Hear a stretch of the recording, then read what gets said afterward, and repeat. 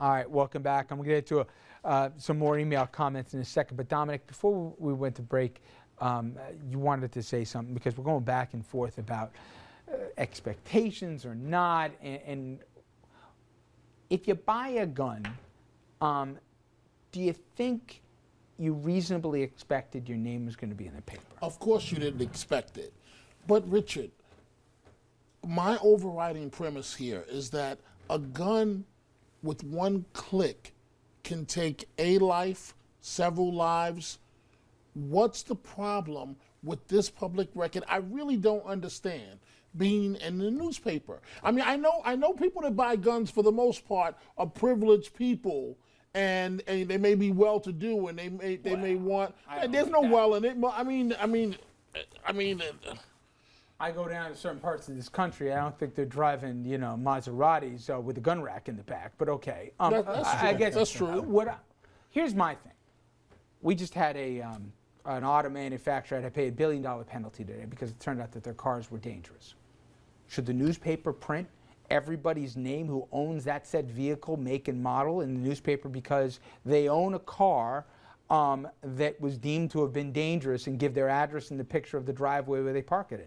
Should we do that? I mean, my only question is, forget the motives, because I don't know what the motives of the paper was. And on this program, I believe we need a real gun conversation in this country, because it's crazy what's going on right now. This is not the real conversation. It's not. And this, I believe, is a distraction to it. And I don't think this gets us closer to where we need to go as a country. And I think it's interesting that the Brady, Gun Center, Brady Law Center, they pointed out they thought this was hurting, not helping the argument for tighter controls. Now I want to read a couple more comments here.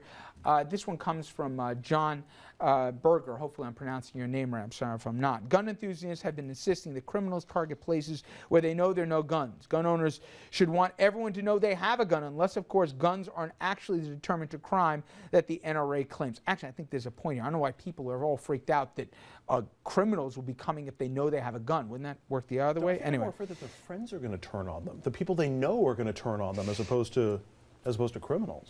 Charlie Noyes, though, says no, sarcastically saying, great, a brave and courageous act. They own a lethal weapon, and they don't want others to know who they are. I think I have a right to know who might kill me. Now we're getting into the area where if you own a gun, now you're a threat to your neighbor here. Unless we change the laws in the books right now, what they're doing is legal and protected.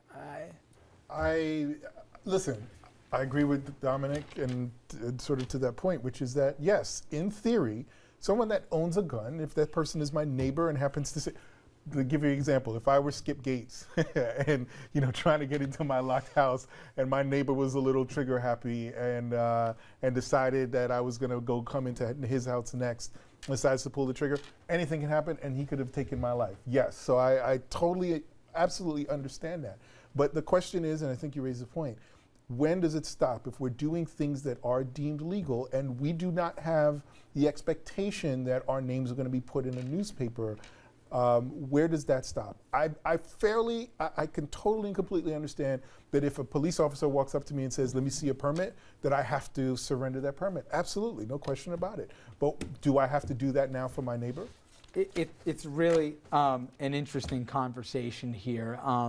I don't know where it ends. We had problems with our phones here tonight, everybody. So I know a lot of people sent online comments. We'll get to those tomorrow night, and please keep them coming. We take a quick break. When we come back, though, we'll switch gears. We're visiting a story of an uncommon valor in one of the world's most dangerous places. It's an amazing story of American bravery here, and unfortunately, sacrifice as well. Stay with us.